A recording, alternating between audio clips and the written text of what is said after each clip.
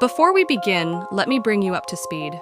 My name is Julia, and what started as a personal investigation into my late father's mysterious letters has turned into something far more disturbing. He witnessed things, objects in the sky, whispering figures in the shadows. He corresponded with researchers, delved into the unknown, and may have uncovered pieces of a terrifying truth about our reality. One of those researchers was Dr. Michael Kessler, a fringe physicist obsessed with what he called the veil.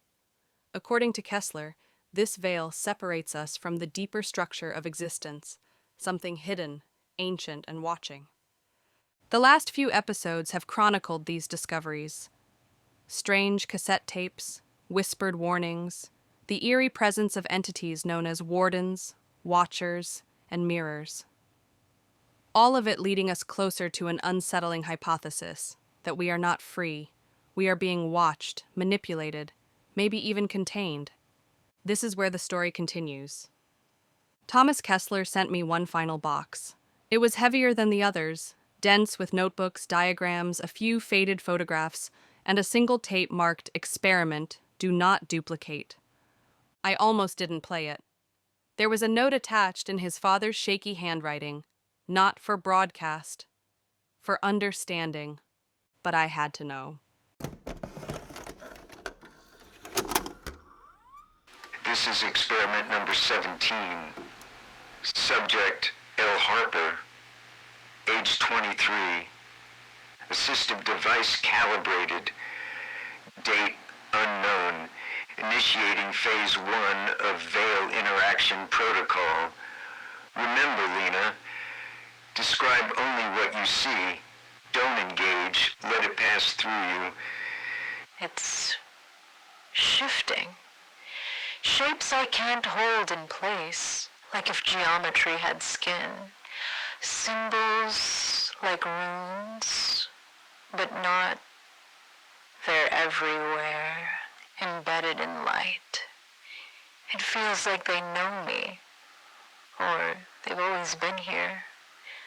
Dr. Kessler's device, part neurological interface, part sensory deprivation unit, was designed to induce what he called active breach, a forced thinning of the veil.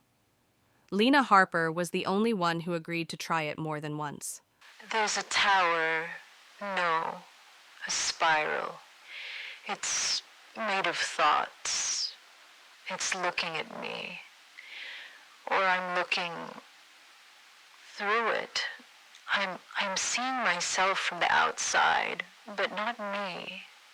A version I've never been. This is where the tone shifts. You'll hear it. There's something else.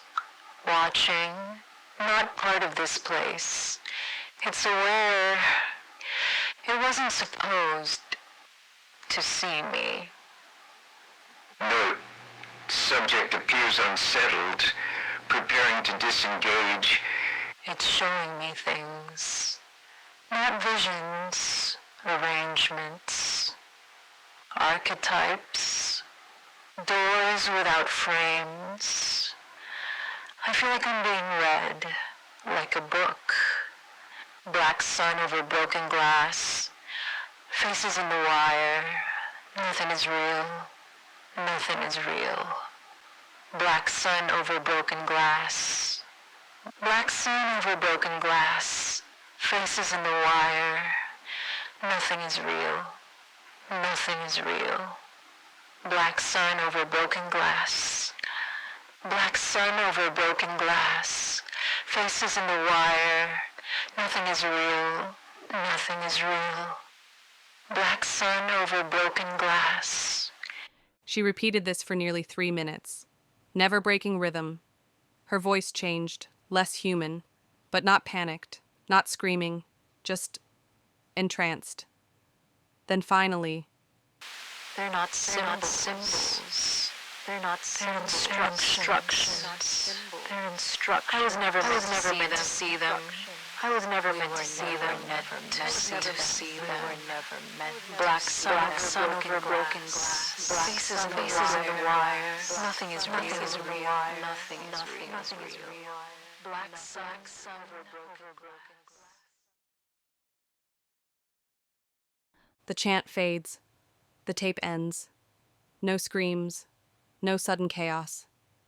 Just silence. I listened to that tape 3 times. Each time left me unsettled in a different way. The calmness of it, the clarity, that's what frightened me the most.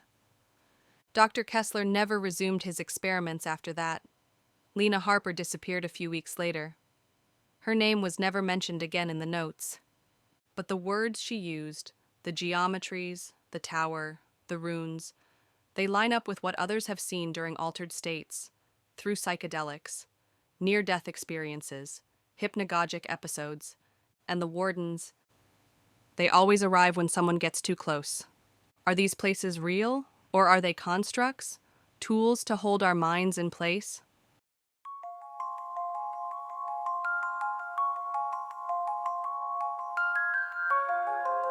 Dr. Kessler believed that the veil doesn't separate us from heaven, but from a reality that would drive us mad if we ever saw it whole. He thought the Wardens weren't guardians of knowledge, but of limitation. I've had dreams where I've seen that tower, before the tape, before this research, and I felt them watching me. In the quietest moments, they appear, not as faces, but as impressions in the dark. Sometimes, in dreams, I find myself in impossible cities with no horizon, staircases that lead nowhere, reflections that blink on their own. I've seen the spiral tower Lena described, long before I ever knew her name. I've walked through halls where words floated in the air, made of symbols that shimmered like oil on water. These dreams don't fade like ordinary ones. They stay, linger, shape the way I perceive the waking world, and in them I always feel it. Their gaze, silent, patient, studying. Next time we'll investigate the dream loop, Kessler's belief that sleep is not freedom, but a cage we willingly return to each night.